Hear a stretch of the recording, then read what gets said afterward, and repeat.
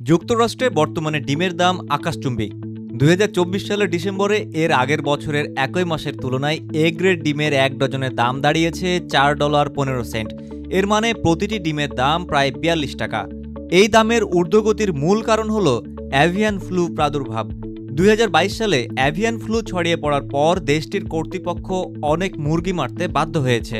ফলে মুরগির সংখ্যা কমে গিয়ে ডিমের সরবরাহ ব্যাহত হয়েছে, যা মূলত দাম বাড়ানোর প্রধান কারণ।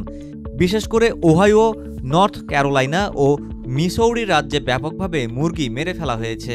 কয়েকটি অঙ্গরাজ্যে সাম্প্রতিক সময়ে আরও অনেক বেশি দামেও ডিম বিক্রি হয়েছে। ডিমের উচ্চ মূল্য নিয়ে মার্কিন নাগরিকদের মধ্যে ক্ষোভও দেখা দিয়েছে। আমেরিকার কৃষি বিভাগের তথ্য অনুযায়ী ২০২৪ সালে এখন পর্যন্ত ২,১০,০০,০০০ মুরগি এই রোগে আক্রান্ত হওয়ায় মেরে ফেলা হয়েছে।